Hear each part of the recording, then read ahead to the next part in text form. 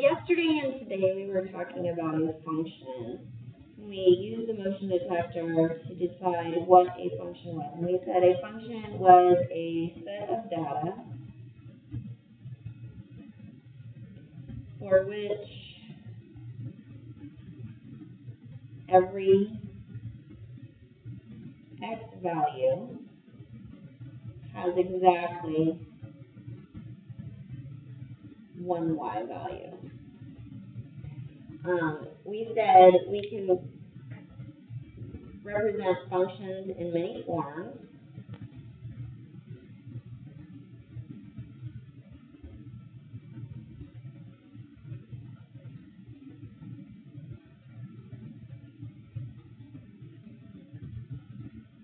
We've mostly been using the motion detector. We did talk about coordinate points the other day though, and that is one way. So we have ordered pairs.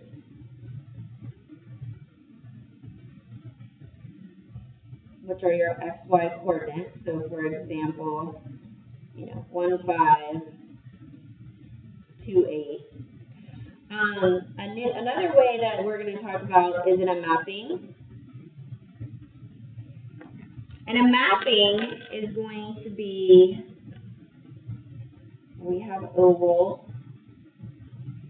And our first oval is going to represent our input,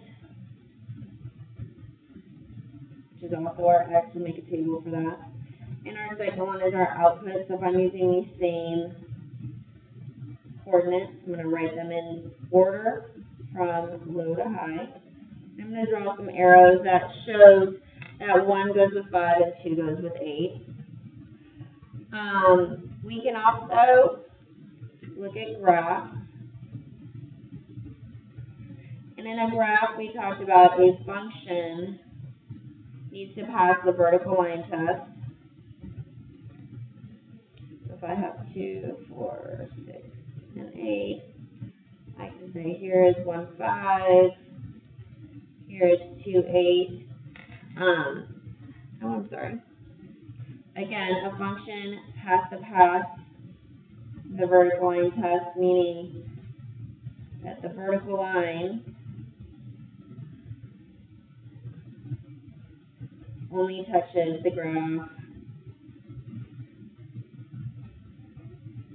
at one point. We can also see our functions in a table. So if I'm using these same two coordinates, 1, 5, 2, 8. And we said in a table, especially, and in a mapping, we want no repeat x's. If we have repeat x's, it is not a function. This, of course, is a function. We have no repeats. So here's a little table that I want to give you so you can keep track of all of this vocabulary. So we have x and we have y. We have the word input and we have the word output correspondingly. In class A, we talked about domain and range. We have our one we've talked about for a couple years now. We have our independent variable and our dependent variable. Again, x's and y's. And then later on next week, we're going to talk about x and then f parentheses x, which we say f of x, where y is a function of x. So in class today, you picked up, it's either yellow or orange, and one of the other words we've been talking about is discrete and continuous, and I want you to see how we look at these things with domain and range, ordered pairs, mappings, tables, and graphs. So when we look at this, if it is a discrete representation, remember this means dots, we have no half values, right? It's not going to keep going, like we talked about with the push-ups and the sit-ups. we write our domain and our range as a list. Now remember, domain is X and range is Y. So when we have ordered pairs, we will list our domain and our range. So domain would be 2, 3, 5. Those are my X values. My range, 4, 1, and 3. Those are my Y values. So I'm going to list them. That way, I know this is a discrete situation. If they give you just ordered pairs and no situation to go with it, you're going to have to list it. We can put these in our mapping, again, from low to high. And then we're going to draw our arrows to show our coordinates. 2, 4, 3, 1, 5, 3. And if it's a function, again, we're not going to see any double arrows here. We won't see any repeated X's. Again, in a table, 2, 4, 3, 1, 5, 3. Again, it's a function. There are no repeat values. All of these representations, we're going to list our domain and range. Here, we would pass the vertical line test. It's a function.